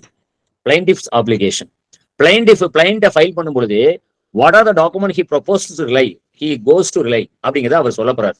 So at the time of filing the plaint, it's an obligation upon the plaintiff to produce some documents who proposes to rely upon. அப்போ Order 7 Rule 14 CPC படி டாக்குமெண்ட்ஸை நீதிமன்றத்துக்கு கொண்டு வரலாம். That is one of the modern method to bring the document to the court. ரெண்டாவது Order 8 Rule 1A, 1 capital A. Order 8 Rule 1 capital A is a defendant's duty. When he files written statement, he submit all the documents which are going to be relied upon. So இப்ப டிஃபெண்டன்ட்க்கு ஒரு duty இருக்கு, legal application. அதன் முறையில அவர் சில document நீதிமன்றத்துக்கு கொண்டு வராரு. This is the second modern method to bring the document to the court. மூணாவது order 16, order 16 rule 6 and 15. Order 16 rule 6 and 15 summon to produce a document. Summon to produce a document under CPC. அடுத்த section 91 surplus 1 and 2 CRPC. 91 1 and 2 CRPC. அடுத்த section 162 Indian evidence act. So இந்த முறைகள் எல்லாம், இந்த மெத்தட்ல எல்லாம் ஒரு ஆவணத்தை நீதிமன்றத்துக்கு கொண்டு வரலாம். சரி, இப்ப ஆவணத்தை நீதிமன்றத்துக்கு கொண்டு வந்தாச்சு. இதுல ஏதோ ஒரு மாடர்ன் மெத்தட்ல நீதிமன்றத்துக்கு ஆவணம் வந்துச்சு. இப்போ ஆவணத்தை நிரூபணம் செய்யணும். அடுத்த கட்டம் அதுதான் purpose of proof. Purpose of proof பொறுத்தவரை there are 4 purposes in Indian evidence act. என்னென்ன நோக்கத்திற்கெல்லாம் ஆவணத்தை நிரூபணம் செய்ய போறோம்? ஒன்னு, எக்ஸிகியூஷன் ஆஃப் ஏ டாக்குமெண்ட். ஒரு டாக்குமெண்டை நிறைவேற்றுதல் சம்பந்தமாக, ஒரு டாக்குமெண்ட் உருவாக்கப்பட்டது சம்பந்தமாக நிரூபணம் செய்யப்படுற நோக்கம் எக்ஸிகியூஷன் ஆஃப் ஏ டாக்குமெண்ட். அடுத்த கண்டென்ட்ஸ் ஆஃப் தி டாக்குமெண்ட், ஒரு ஆவணத்தினுடைய உள்ளடக்கம் பற்றி நிரூபணம் செய்யும் நோக்கம். செக்ஷன் 61 to 65 போட்டுங்க, 61 and 65. அப்புறம் மூணாவது condition of a document, section 65. Condition of a document, இது ஒன் ஆஃப் த பர்பஸ். அடுத்தது existence of a document. Existence of a document, section 64 and 65. 64 and 65. அடுத்தது genuineness of the document. 5 genuineness of a document, section 63 explanation 2. 63 explanation 2. அடுத்தது attestation of a document. Attestation of a document. அடுத்தது பாத்தீங்கன்னா oral account of content of a document. Oral account of the content of a document. Section 22A 63 surplus 5. 63 surplus 5. அடுத்தது loss of document. ஒரு document நீதிமன்றத்துக்கு கொண்டு வர முடியல, ஆனா டாக்குமெண்ட்டை பத்தி சொல்ல வேண்டியிருக்கு, நிரூபணம் செய்ய வேண்டியிருக்கு. எப்படின்னு கேட்டீங்கன்னா அது தொலைஞ்சு போச்சு. Loss of document. The loss of document can be proved by only oral evidence. 65B பாருங்க, 65B. சோ ஒரு ஆவணம் தொலைஞ்சு போச்சுங்கிறது நிரூபணம் செய்ய வேண்டிய சூழல் சில நேரத்துல வரும். அப்ப இப்போ purpose of proof as to the document பாத்தீங்கன்னா இத்தனை பர்பஸுக்கு ஒரு ஆவணத்தை நிரூபணம் செய்யலாம். என்னென்ன நோக்கத்துக்காக நிரூபணம் செய்யலாங்கிறதுக்கு இத்தனை நோக்கங்கள் இருக்கு. ரைட். இப்ப எக்ஸ்பிளனேஷன் 1 பாருங்க, பிரைமரி எவிடன்ஸ் சொல்லக்கூடிய செக்ஷன் 62ல explanation 1. Primary evidence is the document itself, அது ஒரிஜினல். அடுத்த documents in several parts. Document in several parts, each part is primary evidence. அப்புறம் document in counterparts. Document in counterparts. இந்த primary எவிடன்ஸே இந்த explanation clause படி எப்படி இருக்கு பாருங்க. Original document itself, document in several parts, document in counterparts. இந்த 3 விதமாகவும் பிரைமரி எவிடன்ஸை பார்க்கலாம். பிரைமரி எவிடன்ஸ் ஏதோ டாக்குமெண்ட் இட் செல்ஃப் முடிச்சுன்னா அந்த ஒரிஜினல், ஏதோ ஒரு ஒரிஜினல் இருக்கு அது மட்டும் சொல்லி முடிவு பண்ண முடியாது. பிரைமரி எவிடன்ஸை 3 வகையாக கொண்டு வராங்க. 1 document itself, second one is document in several parts, 3 document in counterparts. இந்த 3 வகையாக கொண்டது செக்ஷன் 62ல உள்ள எக்ஸ்பிளனேஷன் 1. 62 எக்ஸ்பிளனேஷன் 1. இப்ப இந்த செவரல் பார்ட்ஸ்னா என்ன, கவுண்டர் பார்ட்ஸ்னா என்ன? செவரல் பார்ட்ஸும் பிரைமரி எவிடன்ஸ், கவுண்டர் பார்ட்ஸும் primary evidence. But more than 1 document இருக்குங்க. ஒரிஜினல்னா 1 இருக்கும், பட் கவுண்டர் பார்ட்லயும் செவரல் பார்ட்ஸ்லயும் more than 1 document is treated as primary evidence. அததான் எக்ஸ்பிளனேஷன்ல சொல்றாங்க. Say for example, if A, B, C and D, there are 4 persons. A, B, C and D. They entered into an agreement. அவங்க 4 பேரும் சேர்ந்து ஒரு ஒப்பந்தம் போடுறாங்க. அவங்க என்ன சொல்றாங்கன்னா, இங்க எல்லாத்துக்கும் ஒரு டாக்குமெண்ட் வேணும், இந்த அக்ரிமெண்ட் வேணும்னு கேட்கறாங்க. அப்படின்னா என்ன செய்யறாங்க, எல்லாத்துக்கும் ஒண்ணு வேணும்னு கேட்கும்போது 4 ஐடென்டிக்கல் இன்ஸ்ட்ருமெண்ட்ஸ், ஒரே மாதிரியாக 4 ஆவணங்கள் பிறப்பிக்கப்படும். Each signed by all. 4 டாக்குமெண்ட்டையும் 4 பேரும் 4 டாக்குமெண்ட்லையும் சைன் பண்ண போறாங்க. அப்படி சைன் பண்ணா A, B, C and D எல்லாரையும் பொறுத்த அளவுல மற்றவர்கள்ட்ட இருக்கக்கூடிய அந்த டாக்குமெண்ட் பிரைமரி டாக்குமெண்ட். தன்ட்ட ஏட்ட இருக்கிற ஒரு டாக்குமெண்ட் பிரைமரி டாக்குமெண்ட்னா பிட்ட சீட்ட டீட்ட இருக்கிற டாக்குமெண்ட்டும் ஏ பொறுத்தளவு பிரைமரி எவிடன்ஸ், பி பொறுத்தளவுல ரிமைனிங் 3 உள்ளது பிரைமரி எவிடன்ஸ், சி பொறுத்தளவுல ரிமைனிங் 3 உள்ளது பிரைமரி எவிடன்ஸ், டி பொறுத்தளவுல ரிமைனிங் A to C உள்ளது பிரைமரி எவிடன்ஸ். இதுதான் called as several parts. Several in numbers அப்படின்னு அர்த்தம். Several parts mean documents several in numbers. எத்தனை வேணாலும் இருக்கலாம். Several in numbers is called several in parts.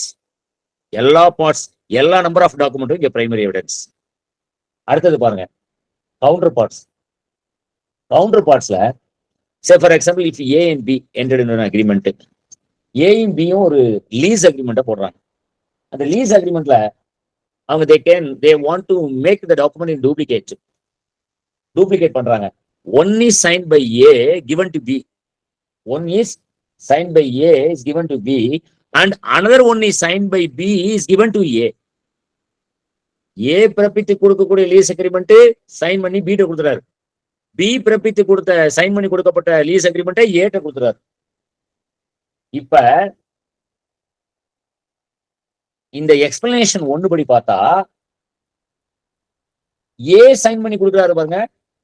One of the documents signed by A is primary evidence against A.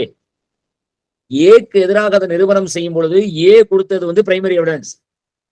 அதே போல B கொடுக்கிறாரு பாருங்க, அது B பொறுத்தளவுல செகண்டரி எவிடன்ஸ். அதனுடைய காப்பி இருந்தா அவங்க 2 பேரை பொறுத்தளவுல செகண்டரி எவிடன்ஸ். அது காப்பி எடுத்துக்கிட்டா 2 பேரை பொறுத்தளவுல செகண்டரி எவிடன்ஸ். பிரைமரி எவிடன்ஸ் பாத்தீங்கன்னா யார் சைன் பண்ணி யார்கிட்ட கொடுத்துருக்காங்களோ அந்த சைன் பண்ணவரை பொறுத்தளவுல மற்றொரு நிரூபணம் செய்யணும்னு நினைச்சா அது பிரைமரி எவிடன்ஸ். இதுதான் எக்ஸ்பிளனேஷன் 2ல சொல்றாங்க. எக்ஸ்பிளனேஷன் 1ல சொல்றாங்க, சாரி. இது செக்ஷன் 62 எக்ஸ்பிளனேஷன் 1. எக்ஸ்பிளனேஷன் 2 ஒன்று இருக்கு பாருங்க. Number of documents, any number of documents. இதான் எக்ஸ்பிளனேஷன் 2ல இருக்கு. Any number of documents made by one uniform process, not uniform process சொல்லுங்க, not mechanical process சொல்லல, are all made by one uniform process. அது mechanical process சொல்லல. ஆனா as in the case of printing, lithography, photography, each is primary evidence of the contents of the rest, but all copies of a common original, they are not primary evidence of the contents of the original. இப்ப any number of copies may be taken by uniform process.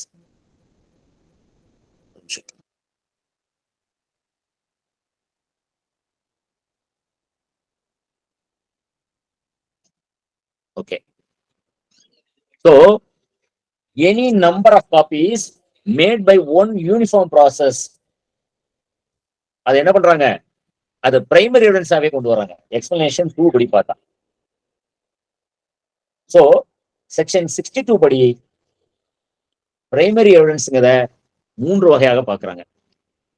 அடுத்தது secondary எவிடன்ஸை பத்தி கொஞ்சம் பார்க்கலாம். Secondary எவிடன்ஸ்ங்கிறத நம்ம primary எவிடன்ஸ்ல இருந்து வேறுபடுத்தி பார்க்க முடியும். 62ல உள்ளது இல்ல. செகண்டரி எவிடன்ஸ்ங்கிறத 63ல சொல்றாங்க. 63லயும் செகண்டரி எவிடன்ஸ்ங்கிறது 5 வகையாக பார்க்கப்படுது. 5 வகையாகத்தான் கிளாசிஃபை பண்ணிருக்காங்க. சோ இப்ப Section 61 refers to contents of document. Section 64 refers to proof of simply a document. 61 refers to contents of a document. Section 64 refers to proof of simply of document. Document நிரூபணம் செய்தது 64. 61 வந்து டாக்குமெண்டோட உள்ளடக்கத்தை நிரூபணம் செய்தல். செக்ஷன் 65ங்கிறது மோடு எலாபரேட். அதுல சொல்லப்பட்டுள்ள மோடு, ஒரு ஆவணத்தினுடைய நிரூபணத்தை என்பது சொல்லப்பட்டுள்ள முறைகள் வந்து ரொம்ப எலாபரேட்டா இருக்கும். செக்ஷன் 65ல தான் existence contents or condition of a document prove பண்ற பத்தி சொல்றேன். Existence contents or condition of a document அது செக்ஷன் 65 இருக்கு. So simply of a document section 64 சொல்லப்பட்டா அது எக்ஸிஸ்டன்ஸ் ஆஃப் ஏ டாக்குமெண்ட் தான் மீன் பண்ண முடியும். வேற எதுவுமே அதில் உள்ளதை சொல்ல முடியாது செக்ஷன் 64. இப்ப செக்ஷன் 63 என்ன சொல்றாங்க? செகண்டரி எவிடன்ஸ்னா என்னன்னு சொல்றாங்க? Means and includes. So section 63 உள்ளது மீன்ஸ் அண்ட் இன்க்ளூட்ஸ் ஆரம்பிக்கிறாங்க. மீன்ஸ் ரெஸ்ட்ரிக்டிவ்னு அர்த்தம். மீன்ஸ்னா restrictive meaning. include means expansive meaning. So the construction of meaning or the secondary evidence may be construed. எப்படி பொருள் கொள்ளலாம் கேட்டீங்கன்னா, இங்க சொல்லப்பட்ட அந்த 5ஐயும் உள்ளடக்கி, இங்க சொல்லப்பட்டுள்ள 5 வகையான இரண்டாம் நிலை சாட்சியத்தையும் ஆவண சாட்சியத்தையும் உள்ளடக்கி பொருள் கொள்ள வேண்டும். ஸோ ரெஸ்ட்ரிக்டிவ் மீனிங் எடுத்துக்கலாம், இங்க எக்ஸ்பான்சிவ் மீனிங்காகவும் எடுத்துக்கலாம். ஸோ இப்ப இதுல 5 வகையான செகண்டரி எவிடன்ஸை சொல்றாங்க. ஒன்னு, certified copies given under the provisions hereinafter contained. அப்ப செகண்டரி எவிடன்ஸ் எதுக்கு கொடுக்குறாங்க பாருங்க. சர்டிஃபைடு காப்பி இந்த சட்டத்தின் இதற்கு கீழ் சொல்லப்பட்டுள்ள பிரிவுகளில் எந்த ஆவணத்துக்கெல்லாம் சர்டிஃபைடு காப்பி சான்றிதழ் நகல் பெற முடியுமோ அதெல்லாம் செகண்டரி எவிடன்ஸ். அப்ப சர்டிஃபைடு காப்பி எந்த ஆவணத்துக்கெல்லாம் பெற முடியும்னா செக்ஷன் 74 சொல்லப்பட்டிருக்கு. Public document, right to inspection, இது 2 முக்கியமானது. ஒரு டாக்குமெண்ட் பப்ளிக் டாக்குமெண்டாக இருந்தால் மட்டும் சர்டிஃபைடு காப்பி உங்களுக்கு கிடைக்காது அண்டர் செக்ஷன் 76. ஆனா அந்த சர்டிஃபைடு காப்பியை பெறுவதற்கு ரைட் டு இன்ஸ்பெக்ட்ங்கிற ஒரு கேட்டகரியில இருக்கிற எந்த பர்சனுக்கும் அது கிடைக்கும். ஆனா எவிடன்ஸ் ஆக்ட்ல எங்கேயாவது who are the person entitled to inspectன்னு சொல்லியிருக்காங்களான்னு பாருங்க. எந்த டாக்குமெண்ட்டை யாரு இன்ஸ்பெக்ட் பண்ணலாம்னு சொல்லியிருக்காங்களான்னு பார்த்தா எங்கேயும் எவிடன்ஸ் ஆக்ட்ல சொல்லல. அப்ப ரைட் டு இன்ஸ்பெக்ட்ல எந்த நபர் எல்லாம் வருவாங்க? who are the person right to inspect a particular document? Section 74 answer இருக்கா? இல்ல. செக்ஷன் 76 ஏதாவது சொல்லியிருக்காங்களா? இல்ல. அது எப்படி நிர்ணயம் பண்றது? ஏன் இவ்வளவு சைலண்டா இருக்கு இந்த செக்ஷன்? சோ இருந்த போதிலும் the certified copy given under the provisions herein after contained section 76 மட்டும் தான் வரும். பிரைவேட் டாக்குமெண்ட்டுக்கு சர்டிஃபைட் காப்பி கிடையாது. பப்ளிக் டாக்குமெண்ட்டுக்கு மட்டும் தான் entitled to get the certified copy. சோ 76 எதெல்லாம் கொடுக்க முடியுமோ அதெல்லாம் செக்ஷன் 63(1) சொல்றாங்க. இது one of the kind of second evidence. Second பாருங்க, copies made from the original by mechanical process. அங்க என்ன சொன்னாங்க? Uniform process. 62 எக்ஸ்பிளனேஷன் 2ல யூனிஃபார்ம் ப்ராசஸ், இங்க mechanical process. So second kind of second evidence என்னவா இருக்கணும்? Copies made from the original by mechanical process which in themselves ensure the accuracy of the copy. ஒன்னு, original இருந்து mechanical ப்ராசஸ்ல நகல் எடுக்கப்பட்டதாக இருக்கணும்.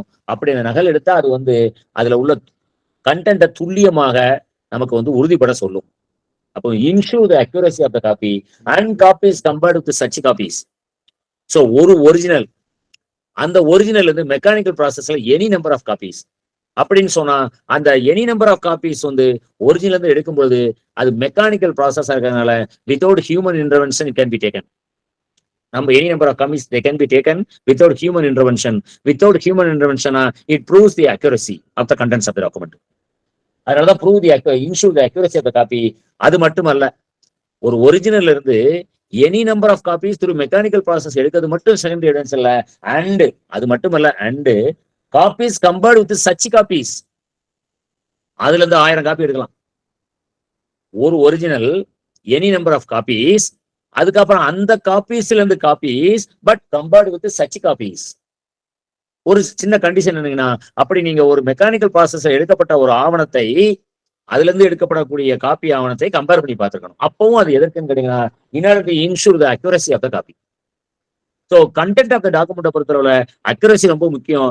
மேனிபுலேஷன், இன்டர்புலேஷன் எக்ஸெட்ரா ஃபோர்ஜ் இது எதுவுமே இருக்கக்கூடாதுங்கிறதுக்காகத்தான் செகண்டரி எவிடன்ஸ் கொடுக்க சொல்லும் பொழுதும் அதுல சில நிபந்தனைகளை வைக்கிறாங்க.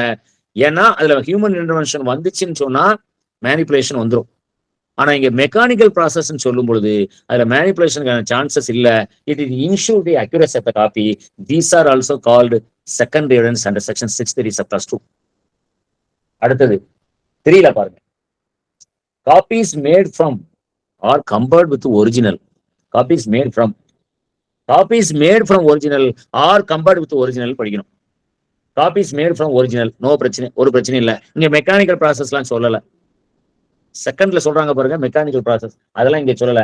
ஆனா copies made from or compared with original, ஒன்னு அது ஒரிஜினல் இருந்து காப்பி பண்ணிருக்கணும், ரெண்டு அது காப்பியோட அந்த காப்பியை ஒரிஜினலோட கம்பேர் பண்ணி பார்த்துருக்கணும். அப்பவும் in order to ensure the accuracy of the copy, ஒரு நிமிஷம் சரி அது வரல, நீங்க பாத்துங்க. In order to ensure the accuracy of the copy must be compared with the original. அப்படி கம்பேர் பண்ணியிருந்தால் அது வந்து செக்ஷன் 63 சப்ளாஸ் 3ல செகண்ட் எவிடன்ஸாக ட்ரீட் பண்ணலாம். அப்புறம் சப்ளாஸ் 4 பாருங்க. counterparts of document as against a party who did not execute them. இது வந்து நம்ம எக்ஸ்பிளனேஷன் 2 இருக்கு பாருங்க, sorry explanation 1 to section 62, explanation 1 to section 62ல செகண்ட் பேரா இருக்கு பாருங்க, எக்ஸ்பிளனேஷன் 1 உடைய செகண்ட் பேரா, அதுலதான் document is executed in counterpart அப்படின்னு சொல்றோம். அப்போ explanation 1 appended to section 62 equal to section 63 subclass 4. இந்த ரெண்டையும் கம்பேர் பண்ணி பாருங்க, அங்கேயும் கவுண்டர் பார்ட் தான், இங்கேயும் கவுண்டர் பார்ட் தான். அந்த கவுண்டர் பார்ட்ல யார் ஒருவர் சைன் பண்ணி மற்றவற்றை கொடுத்திருக்கிறாங்களோ அந்த மற்றவர் யார் சைன் பண்ணாங்களோ அவங்களுக்கு எதிராக பிரைமரி எவிடன்ஸ் அதை நீதிமன்றத்தில் கொடுக்கலாம். அதே நேரத்துல யார் சைன் பண்ணாரோ அவர் என்ன செய்யலாம், அந்த அவர் இது பி இருக்காரு பாருங்க, பி ஏங்கிறவர் இப்ப சைன் பண்ணி பீட்ட கொடுக்குறாரு. அப்ப பியை பொறுத்தளவுல அது என்னது, ஏஐ பொறுத்தளவு அது என்ன டாக்குமெண்ட். இதுதான் செக்ஷன் 62 எக்ஸ்பிளனேஷன் 1லயும் செக்ஷன் 63 சப்ளாஸ் 4லயும் சொல்லப்பட்டிருக்கு. யார் ஒருவர் சைன் பண்ணி கொடுக்குறாரோ அவரை பொறுத்தளவு செகண்டரி பிரைமரி எவிடன்ஸ். யாரை பொறுத்தளவுல சைன் பண்ணி கொடுக்கப்பட்டதோ அவரை பொறுத்தளவு பிரைமரி எவிடன்ஸ், யார் சைன் பண்ணலையோ அவரை பொறுத்தளவு செகண்டரி எவிடன்ஸ்.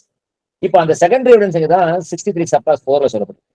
அடுத்தது 63 subclass 5, oral accounts of contents of document given by some person who has himself seen it. யார் ஒருவர் ஆவணத்தை பார்த்திருக்கிறாரோ, பார்த்தவர் நீதிமன்றத்துல வந்து இந்த ஆவணத்தினுடைய உள்ளடக்கத்தை பற்றி ஆவணத்தை பற்றி வாய்மொழி சாட்சியம் யார் கொடுக்குறாங்களோ அந்த சாட்சியம் secondary evidence under section 63 subclass 5. இது எல்லாமே உங்களுக்கு இந்த எக்ஸ்பிளனேஷன் கிளாஸ்ல பார்த்தா உங்களுக்கு தெரியும். ஓகே, இப்ப என்னென்ன எவிடன்ஸ் எப்படி கொடுக்கலாம், எப்ப கொடுக்கலாம், எதெல்லாம் பிரைமரி எவிடன்ஸ் எதெல்லாம் செகண்டரி எவிடன்ஸ் வந்துச்சு. இப்ப கொஸ்டின் என்னன்னா அப்ரிசியேஷன் ஆஃப் டாக்குமெண்ட் எவிடன்ஸ் தான். So appreciation of document evidence வரும்பொழுது ரெண்டு விஷயம் இருக்கு, ஒன்னு ரெலவன்சி அண்ட் அட்மிசிபிலிட்டி.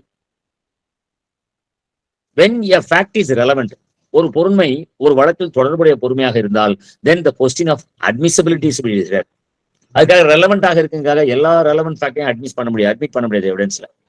அப்படின்னா first when a fact is said to be relevant, then the question of admissibility is to be decided under section 136 Indian Evidence Act 1872. Right? Admissibility பொறுத்தவரை no issue. So no issue as to the admissibility under section 133. Mode of proof of the particular fact is to be decided by the party to the suit or proceedings. First வந்து டாக்குமெண்ட்ல பொறுத்தவரை relevancy, ரெண்டாவது அட்மிசிபிலிட்டி. இப்ப ரெலவன்சில பிரச்சனை இல்லைன்னு சொன்னா அட்மிசிபிலிட்டியில ஒரு question வருது. அந்த அட்மிசிபிலிட்டியில நோ இஷ்யூ அண்டர் செக்ஷன் 136. அந்த ஆவணத்தை எப்படி நிறுவனம் செய்வது, என்ன மோட் அண்ட் மெத்தட். ஒண்ணு, அந்த ஆவணத்தை நீங்க பிரைமரி எவிடன்ஸாக கொடுப்பீங்களா, அந்த ஆவணத்தை பிரைமரி எவிடன்ஸாக கொடுக்க போறீங்களா, அல்லது செகண்டரி எவிடன்ஸாக நீதிமன்றத்தில் கொடுக்க போறீங்களா, என்ன particular mode or method of proof of particular document. அப்படின்னா நீங்க 136 அண்ட் 165 தான் முக்கியமானது. Section 136 and 165. ரெலவன்சியை டிசைட் பண்ணணும்னா section 6 to 55. Section 6 to 55 first decide பண்ணணும். அதுல நோ இஷ்யூன்னு சொன்னா 136 அண்ட் 165 வரணும். இப்ப இதுல என்ன பிரச்சனை நமக்கு வருதுன்னு கேட்டீங்கன்னா செக்ஷன் 59ல பாருங்க, all facts except the contents of the document may be proved by oral evidence. So ஒரு ஆவணத்தின் உள்ளடக்கத்தை தவிர ஏனைய எல்லா பொறுமைகளையும் வாய்மொழி சாட்சியமாக நிரூபணம் செய்யலாம். இது செக்ஷன் 59ல சொல்லியாச்சு. அப்படின்னா oral evidence is the mode to prove the fact under section 59. So எந்த ஒரு பொறுமையும் வாய்மொழி சாட்சியத்தின் மூலமாக, oral evidence means word of mouth, அதான் வாய்மொழி சாட்சியம்.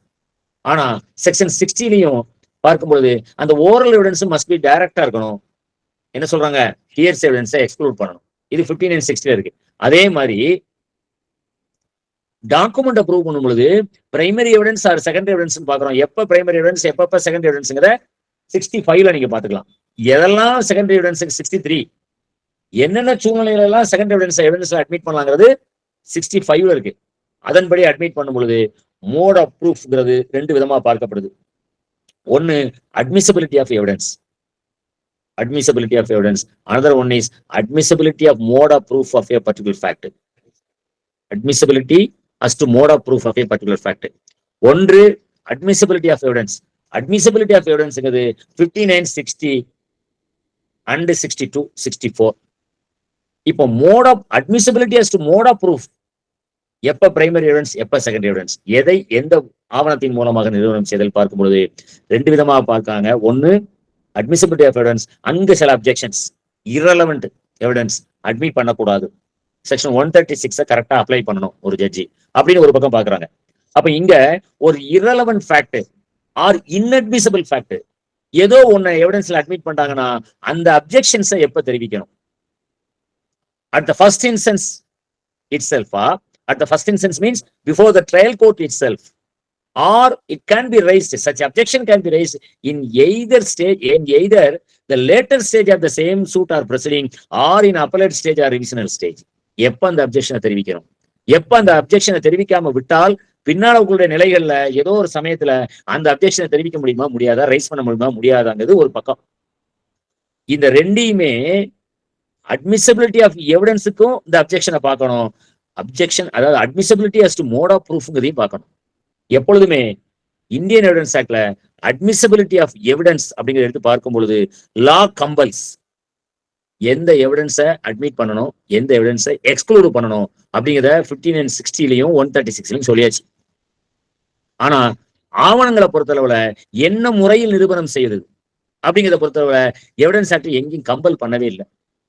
பிரைமரி எவிடன்ஸ் கொடுக்கணுமா நீ கொடுத்துக்கோ, இல்ல நான் செகண்டரி எவிடன்ஸ் தான் கொடுக்க போறேன், என்னால அதுதான் முடியும், எவிடன்ஸை கொடுத்துக்கோ. So the choice, the option to prove the mode of proof of a particular fact is decided or left to the party, left to the party. நீ செகண்டரி எவிடன்ஸ் கொடுக்கறது பிரைமரி எவிடன்ஸ் கொடுக்கறது உன்னுடைய இஷ்டம். நீ எதை கொடுக்க வேண்டிய நேரத்துல எந்த எவிடன்ஸை கொடுக்குறையோ அது உனக்கு விரோதமாக அமையலாம். நீ பிரைமரி எவிடன்ஸை வச்சுக்கிட்டு செகண்டரி எவிடன்ஸ் தான் கொடுப்பேன்னு சொன்னா உனக்கு விரோதமான ஜட்ஜ்மெண்ட் வரும். நீ செகண்டரி எவிடன்ஸ் கொடுக்கும்பொழுது ஏன் பிரைமரி எவிடன்ஸ் கொடுக்க முடியவில்லை, நீ எக்ஸ்பிளனேஷன் கொடுக்கலையா, அப்போ உன்னுடைய செகண்டரி எவிடன்ஸ்ல உனக்கு சாதகமான ஜட்ஜ்மெண்ட் வரப்போறது இல்லை. சோ அந்த ரிஸ்கை நீ எடுத்துக்கோ. பார்ட்டிட்ட கொடுத்து Indian evidence act the choice or option left to the party.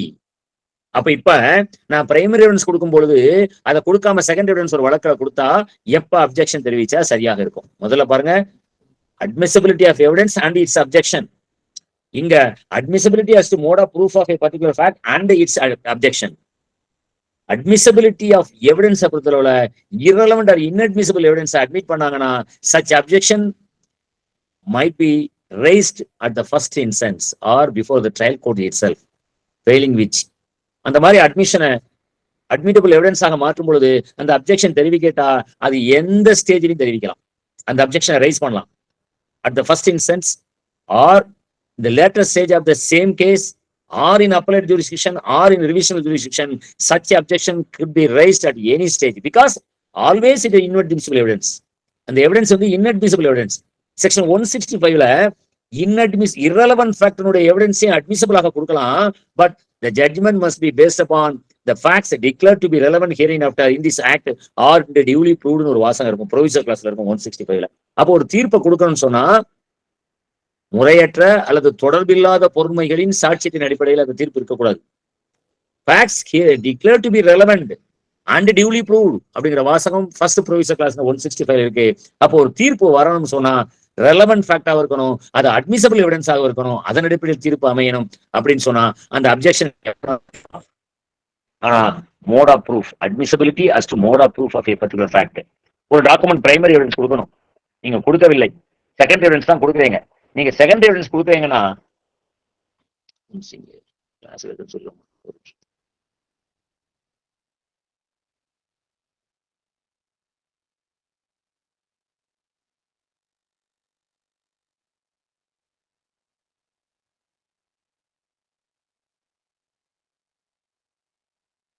Sorry participants, ஒரு சின்ன பிரேக் ஆயிடுச்சு. Sorry. am I audible participants? Hello. Yes sir. ஐயா, நம்ம லாஸ்ட் ஏரியாக்குள்ள வந்துட்டோம். ரொம்ப போர் அடிச்சு நினைக்கிறேன் உங்களுக்கு. Participants, can you follow me? Yes sir. Okay. So, admissibility as to mode of proof of a particular factல அந்த மோடுங்கிறத வந்து evidence act left to the party. இப்போ ஒரு பிரைமரி எவிடன்ஸ் கொடுக்க வேண்டிய சூழ்நிலையில் ஒரு செகண்ட் எவிடன்ஸ் கொடுக்குறாரு, அல்லது ஒரு செகண்ட் எவிடன்ஸ் கொடுக்கும் பொழுது ஏன் பிரைமரி எவிடன்ஸ் கொடுக்கவில்லை என்பதற்கான எக்ஸ்பிளனேஷன் எதுவுமே இல்லை. இப்ப இந்த அப்ஜெக்ஷன்ஸை at the first instance itself நம்ம ரைஸ் பண்ணியிருக்கணும், பண்ணவில்லை. Can we raise such objection in later stage of the same case or before the appellate court revisional கோர்ட்னு பார்த்தோம்னா அட்மிசிபிலிட்டி ஆஃப் எவிடன்ஸுக்கு அப்ஜெக்ஷன் இருக்கு பாருங்க, அந்த மாதிரி இங்க யூனிஃபார்மா இதுல ஃபாலோ பண்ண முடியாது. எப்ப நீங்க அப்ஜெக்ஷன் பண்ணவில்லையோ, எப்ப அந்த மோடு மாறும் பொழுது அல்லது முறையற்ற முறையில் அது செயல்படும் பொழுது, அப்ப நீங்க எப்ப உங்களுடைய ஆட்சேபனை தெரிவிக்கவில்லையோ அதோட அந்த அப்ஜெக்ஷன் தெரிவிக்கிற உரிமை முடிஞ்சு போச்சு. It cannot be raised even in the case itself in a later stage or in the appellate stage or the revisional stage because ஏன் அப்படின்னு கேட்டீங்கன்னா, that amounts to the failure to raise objection amounts to failure of proof. என்ன மோடுல நிரூபணம் செய்யணுமோ அந்த மோடுல நிரூபணம் செய்யாமல் இருக்கும் பொழுது அப்ஜெக்ஷன் தெரிவிக்கவில்லை என்றால் நம்மளுடைய உரிமையை நம்ம விட்டுக் கொடுத்து விட்டோம் என்று அர்த்தம். உரிமையை விட்டுக் கொடுப்பது மட்டுமல்ல, ஒரு மோடுல ஒரு பர்டிகுலர் மோடுல அந்த பார்ட்டி நிரூபணம் செய்த பின்னர் அது தவறு, முறையான முறைக்கு வர வேண்டும் என்று பின்னாளில் சொல்வது என்பது அந்த பார்ட்டிக்கு ஒரு தர்ம சங்கடத்தை ஏற்படுத்தும், அவரால் இயலாம போகும். எப்ப அப்ஜெக்ட் பண்ணணுமோ அப்ப அப்ஜெக்ட் பண்றீங்கன்னா அவர் தன்னை திருத்திக் கொள்வார். செகண்டரி எவிடன்ஸ் இல்லை, பிரைமரி எவிடன்ஸ் தான் கொடுக்கணும், ஓகே நான் பிரைமரி எவிடன்ஸ் கொடுக்குறேன்னு சொல்லி அவர் ட்ரையல் கோர்ட்லயே அதற்கான வழிமுறைகளை கையாண்டிருப்பார். நீங்க அந்த இடத்துல அவரை விட்டுட்டீங்கன்னு சொன்னா அந்த objection cannot be raised in any later stage of the same case or appellate jurisdiction or revisional jurisdiction. இது ரொம்ப முக்கியமாக பார்க்கப்படுது. இதை எல்லாம் கடைபிடிச்சு நீங்க ஒரு ஃபேக்டை ப்ரூவ் பண்ணீங்கன்னு சொன்னா, அது டாக்குமெண்ட் மூலமாக ப்ரூவ் பண்ணீங்கன்னு சொன்னீங்கன்னா நிச்சயமாக அந்த டாக்குமெண்ட் மீது ஒரு நம்பகத்தன்மை ஏற்படும். அதன் மூலம் அந்த ஆவணத்தின் மூலமாகவே அந்த ஆவணத்தை தாக்கல் செய்து சாட்சியம் அளித்தவருக்கு தீர்ப்பு கிடைப்பதற்கு வாய்ப்பு உண்டு, வெற்றி வாய்ப்பு அதில் அதிகமாக இருக்கும். இதுதான் ஆவணத்தினுடைய அப்ரிசியேஷன் ஆஃப் எவிடன்ஸ். இன்னும் சம் ஏரியா இருக்குது, பட் டைம் பெர்மிட் பண்ணலாம்னு நினைக்கிறேன். நம்ம இன்னொரு நாள் சான்ஸ் கிடைச்சா பார்ப்போம். Okay participants, I want to conclude